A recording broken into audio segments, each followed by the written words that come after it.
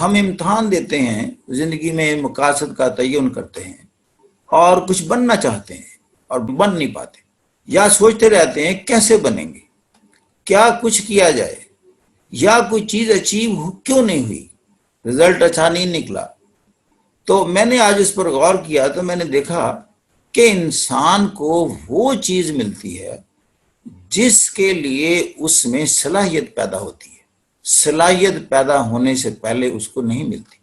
اور اگر آپ میں ایک چیز ذہن میں رکھیے، اگر سی ایس ایس کی بات کرتے ہیں یا کسی اور ایگزام کی، یا کسی آپ بزنس میں بہت اونچے مقام تک جانا چاہتے ہیں، جب تک اس کی پری ریکوزٹس اور اس کی ریکوائرمنٹس اور جو صفات اس میں ہونی چاہیے اس شخص میں، جب تک آپ میں ڈیولپ نہیں ہوگی، آپ کو وہ چیز ملتی نہیں ہے۔ چیزیں آپ کے قریب اس وقت آئیں گی جب آپ میں صلاحیت پیدا ہو، جس کو میں کیپیسٹی کہتا ہوں۔ یہ میں سیدھی سی مثال بتا رہا ہوں، اگر ایک ٹیچر یا پروفیسر تعلیم میں کمزور ہے اور اس کی ادائیگی میں کمزور ہے، بتائیں اس کے قریب سٹوڈنٹ آئیں گے؟ نہیں آئیں گے۔ اگر کوئی غلطی سے آ بھی گیا تو چلا جائے گا۔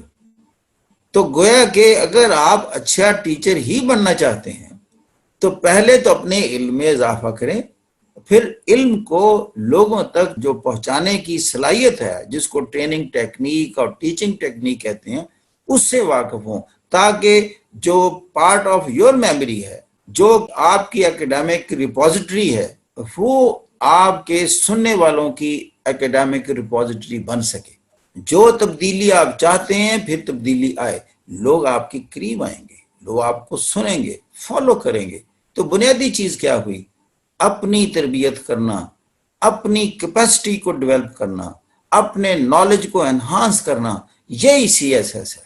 جس دن میں آپ کو بتاؤں چھوڑ دیں آپ اس سفارش کو، کنیکشنز کو، بالکل یوں سمجھے کہ سفارش و کنیکشن کا کوئی عمل دخل نہیں ہے۔ آپ کی زندگی میں عمل دخل ایک ہے کہ میری انٹلیکچوئل ایکیڈیمک کیپیسٹی انہانس میں نے کرنی ہے، اور اگر یہ انہانس ہو گئی تو آپ کو یقیناً اس کا ریوارڈ ملنا ہے، اور امتحان میں آپ نے پاس ہونا ہے۔ ہمارے کوئی کنیکشنز نہیں تھے اس وقت، بھی اسی طرح چلتی تھی، سفارشیں بھی ہوتی تھی، سننے میں آتا تھا۔ ہمارے ایک ساتھی سی ایس ایس کی ہے، مڈل کلاس کے، لوور مڈل کلاس کے کتنے بڑے افسر بن کر ریٹائر ہوئے، کیا وہ کنیکشنز والے تھے؟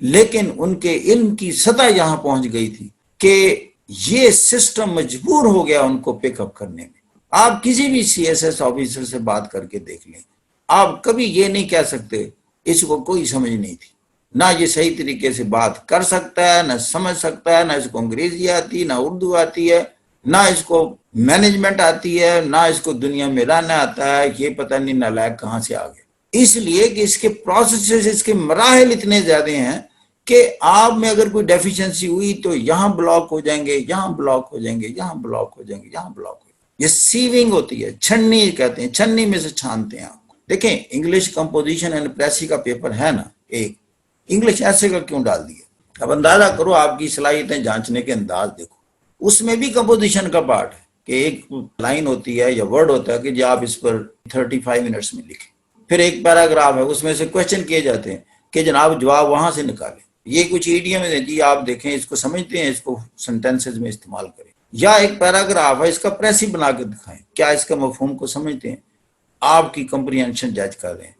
پھر آپ کو کسی خاص موضوع پر وسیع لیول پر پورے کا پورا انٹلیکچوئل کے طور پر پورے کا پورا ایک ایسے کا جی پورے لکھ کے دکھاؤ، 3 گھنٹے کھلا ٹائم دے دیے، پوری آپ کی انٹلیکچوئل ایکٹیویٹی جج ہو رہی ہے کہ آپ اس لینگویج میں کنونسنگ انداز سے بات کرنے کے اہل ہیں۔ پھر آپ کہتے ہیں کہ دنیا کی سائنٹیفک چھوٹی چھوٹی چیزوں کو جانتے ہیں آپ، جنرل سائنس میں وہ آپ کچھ کیا ہے۔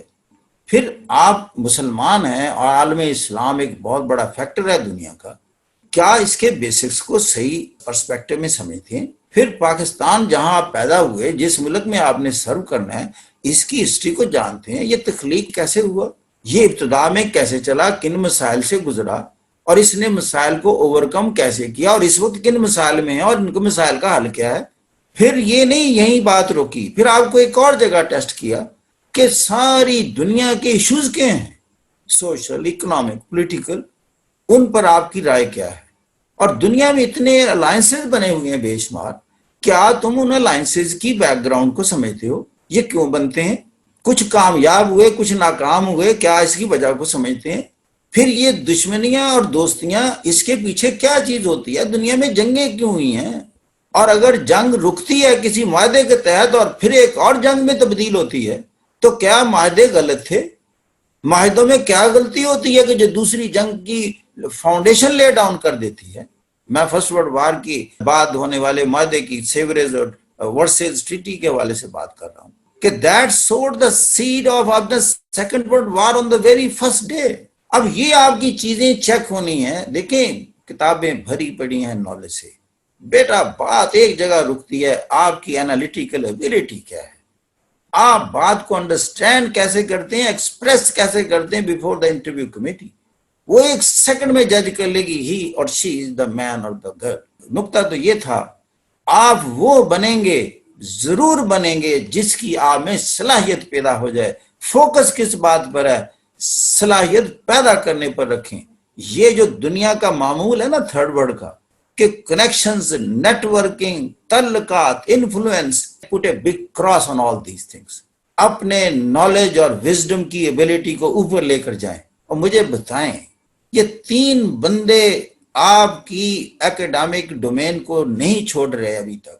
یونان کے 3 گریٹ جینیس انہیں کہتے ہیں، سوکریٹیز، پلیٹو، ایرسٹوٹل، اور وہ دنیا کے ویل کنیکٹڈ لوگ تھے، ویل انفلوئنشل لوگ تھے، ان کی کوئی پیسے کے لحاظ سے ساسے تھے، ان کی بلڈنگز بڑی تھیں، جزائر کے مالک تھے، کچھ بھی نہیں تھے۔ ان کے پاس ایک ہی اثاثہ تھا، ان کے اس چیمبر سے کام لینا سیکھ لیا تھا، یہاں سے باتیں نکالتے تھے، صحیح معنی میں ساورن اور انڈیپینڈنٹ پرسنالٹی کے مالک تھے۔ ان پر معاشرہ قدغنے نہیں لگا سکتا تھا۔ وہ معاشرے سے ڈسٹنگوش ہوئے ایک ہی بات پر، معاشرے کو خود پر انہوں نے اثر انداز نہیں ہونے دیا، آزاد ہو گئے۔ یقین کریں ساری تھرڈ ورلڈ اس وقت محکوم ہے، یہ آزاد نہیں ہے۔ اس ساری تھرڈ ورلڈ میں آپ آزاد ہو سکتے ہیں اگر آج ہی آپ آزادی سے سوچنا شروع کر دیں اور بات کرنا شروع کر دیں۔ یہیں سے کریٹیوٹی جنم لیتی ہے، یہیں سے تبدیلی آتی ہے۔ سب سے پہلے ذات میں یہیں سے دنیا محسوس کرے گی اور ہی از اے ڈفرنٹ مین۔ یہ جو لوگ اچیو کرتے ہیں، بڑا بن جاتے ہیں، کیا ان کو سیٹ بیکس نہیں ملتے؟ کیا ان کو ٹیمپریری فیلئر سے سامنا نہیں کرنا پڑتا؟ یا مس ہیپس نہیں ہوتے؟ ان کے ساتھ یہ سب کچھ ہوتا ہے، بے شمار مرتبہ فیل ہوتے ہیں، سیٹ بیکس میں جاتے ہیں، بلنڈر کمٹ کرتے ہیں۔ نہیں اگر میری بات پر یقین تو ابھی گوگل پر ابراہم لنکن کا لفظ لکھیں اور ساتھ لکھیں اس کی فیلئرز کتنی تھیں before becoming the president of the United States. There is a long list of failures. کیا اس میں خوبی تھی پھر؟ He never give up. دل میں جو اس کے پیشن تھا، میں نے اس ڈسٹنگوش پوزیشن پر جانا ہی ہے۔ سیٹ بیکس کو تو یوں لیتا تھا کہ these are the stepping stones of my life, ان پر تو میں نے قدم رکھ کر آگے بڑھنا ہے۔ یہ جو ایررز میں کمٹ کرتا ہوں، جو مسٹیکس کمٹ کرتا ہوں، جو بلنڈر کمٹ کرتا ہوں، جو مس ہیپس ہوتے ہیں، جو ایون نیچر کی طرف سے آ جاتے ہیں۔ میری فینسی مر گئی، مجھے نروس بریک ڈاؤن ہو گیا، میری محبت بڑی اس سے تھی، کیا میں رک جاؤں؟ میری زندگی رک جائے؟ دکھ ہوا ہے، افسوس ہوا ہے، کئی دن میں سو نہیں سکا اس کی یاد میں، لیکن بالآخر میں نے کہا آگے بڑھنا ہے، زندگی کو رکنا نہیں چاہیے۔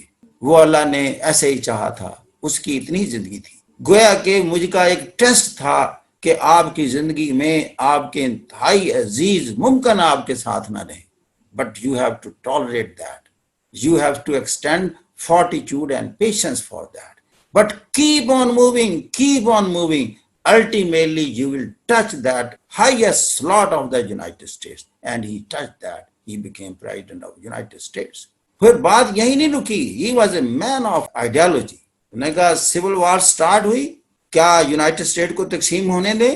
پرو سلیوری اینڈ اینٹی سلیوری؟ انہوں نے کہا نہیں، یونائٹڈ اسٹیٹس تقسیم نہیں ہوگا، سلیوری اینڈ کر دیں گے، اینٹی سلیوری یونائٹڈ اسٹیٹس کو بناؤں گا، کیونکہ ڈیمانڈ ہو گئی کہ جی آدھا آدھا کر دو، چونکہ آدھی اسٹیٹ پرو سلیوری ہے.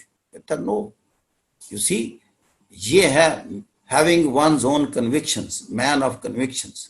تو دوسری یعنی خصوصیت میں نے یہ بتائی کہ آپ نے جو ارادہ کر لیا، جو پیشن ٹھان لیا، اس کے راستے میں آنے والے جو رکاوٹیں ہیں اس کو آپ نے اجازت نہیں دینی کہ آپ کو وہ روک دے، کھڑا کر دے اور گھر جانے پر مجبور کر دے. You turn back, know.